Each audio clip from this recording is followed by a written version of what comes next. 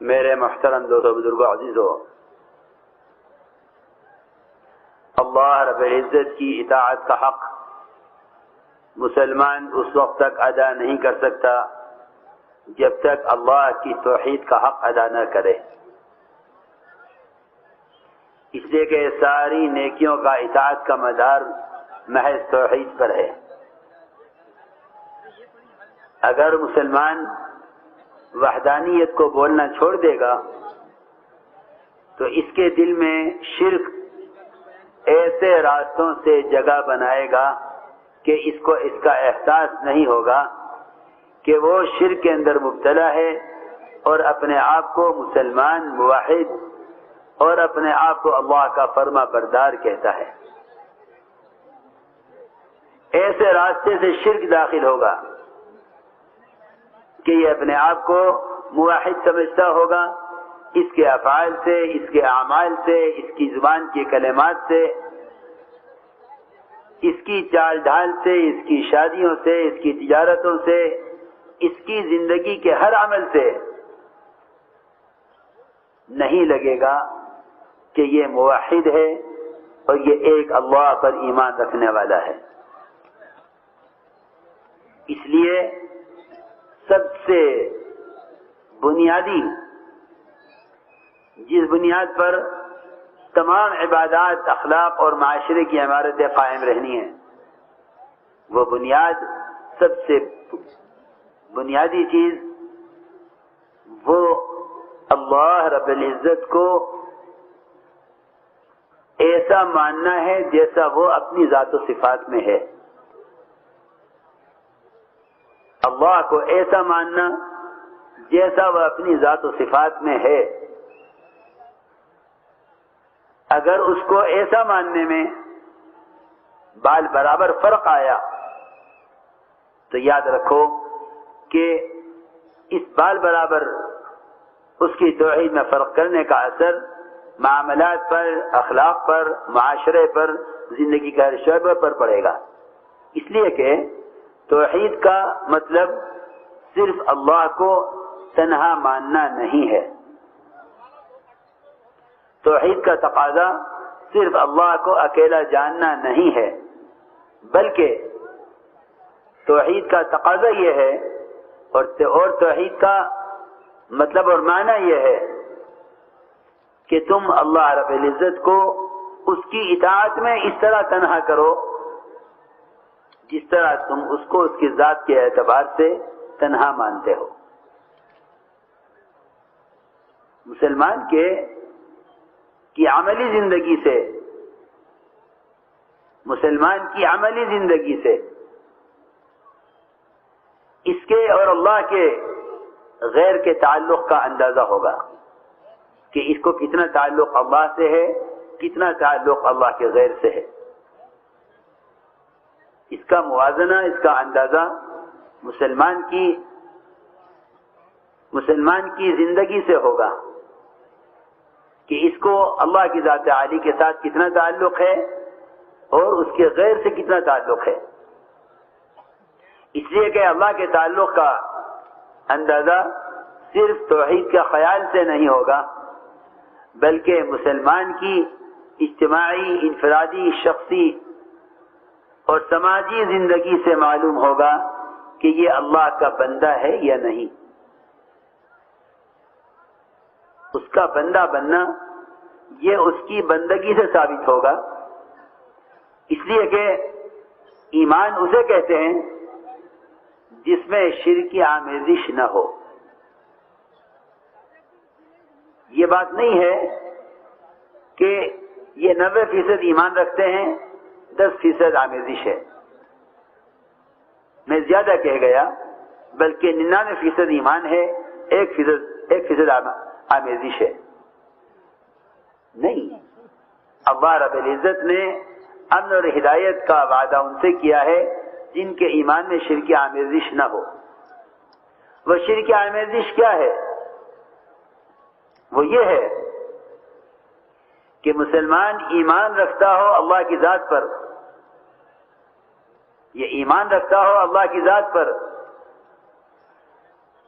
اور اس کے زندگی کا کوئی عمل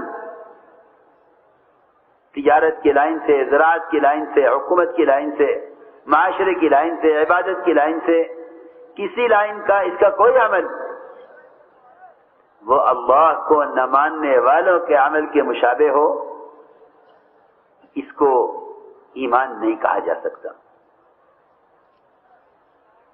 اس لیے کہ توحید کا تقاضا ہے کہ ہمارا سر سے لے کر پیر تک ہر عضو کا جھکاؤ، اور اس سے سب سے بڑھ کر ہمارے قلب کا میدان صرف اور صرف اللہ کی طرف ہے۔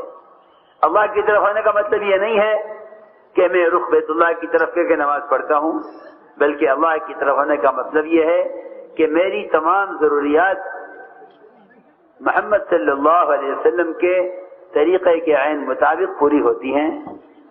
میں لا الہ الا اللہ پر نہیں ایمان لایا صرف، بلکہ میرے ایمان کے ساتھ وہ دوسرا لازمی جز محمد صلی اللہ علیہ وسلم کا ہے۔ جب تک ہر مسلمان ایمان کو اطاعت کے اعتبار سے نہیں غور کرے گا، اس وقت تک اس کے اندر اپنے ایمان کے ضعف کا احساس نہیں پیدا ہوگا۔ یہ ہے اصل بنیادی بات۔ اس لیے کہ انسان کی فطرت ہے، جس چیز سے اس کا دل متاثر ہوگا یہ اس کی طرف مائل ہوگا۔ اپنے دل کو اللہ کے ما سوا سے خالی کرنا، یہ اللہ کی توحید کو بیان کرنے کا مقصد ہے۔ اپنے دل کو اس کے ما سوا سے خالی کرنا، یہ اللہ کی توحید کو بیان کرنے کا مقصد ہے۔ کہ اللہ کی توحید کو بیان کرنے کا مطلب یہ ہے کہ تم اپنے دل کے برتن کو شرک اور کفر سے ہمیشہ صاف رکھو۔ اس لیے اللہ کی توحید کے بیان کرنے سے مومن کو فراغت نہیں ہے۔ اللہ کی توحید کے بیان کرنے سے مومن کو فراغت نہیں ہے۔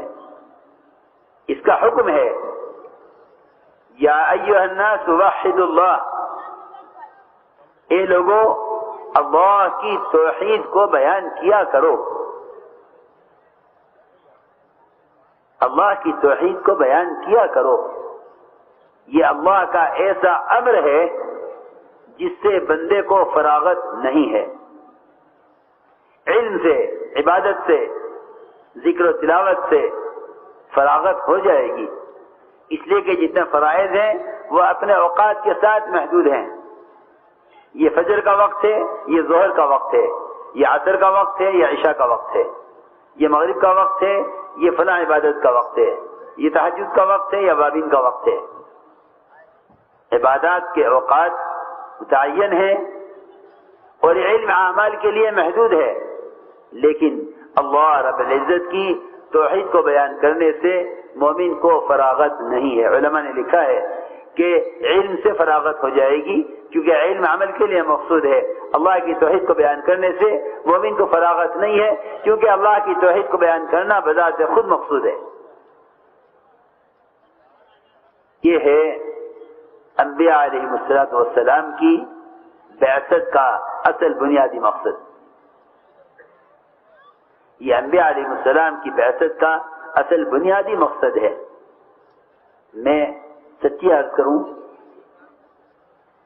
اگر انبیاء علیہ السلام آ کر بندوں کو اچھے معاشرے کی طرف دعوت دیتے تو کوئی نبیوں کی مخالفت نہ کرتا، کہتے ہاں کسی کی ماں کے ساتھ، کسی کی بہن کے ساتھ، کسی کی بیوی کے ساتھ، کسی کی بیٹی کے ساتھ، کسی کو غلط نظر سے دیکھنا اس کو غیر مسلم بھی پسند نہیں کرے گا۔ اگر وہ آ کر صرف معاملات کی طرف دعوت دیتے، دنیا کا کوئی مذہب، یہودیت ہو، نصرانیت ہو، مجوسیت ہو، جتنے بھی دنیا میں مذاہب ہیں، کسی مذہب کا آدمی نہیں چاہے گا کہ کوئی کسی کو دھوکہ دے، کوئی ملاوٹ کرے، کوئی ناپ تول میں کمی کرے کوئی نہیں چاہے گا. اگر انبیاء علیہ السلام آ کر اس کی دعوت دیتے، لوگ کہتے کہ یہ تو بڑی اچھی بات ہے، تم نبی کو کیوں قتل کر رہے ہو، نبی کی کیوں مخالفت کر رہے ہو. دو، تیسری بات اور عرض کرتا ہوں کہ اگر انبیاء علیہ السلام آ کر محض عبادت کا حکم کرتے، زمانہ جاہلیت میں ایسا حج ہوتا تھا کہ حاجیوں کے قیام طعام کا انتظام مکے والے خود کرتے تھے. ایک مشرک عرفات کے میدان میں سارے حاجیوں کا کھانا تنہا بناتا تھا. کسی حاجی کو اجازت نہیں تھی کہ کوئی ایک پیسہ بھی کھانے پر اپنا خرچ کرے، بلکہ اس مشرک کی طرف سے اعلان تھا کہ کسی کو حج میں چولہا جلانے کی اجازت نہیں ہے.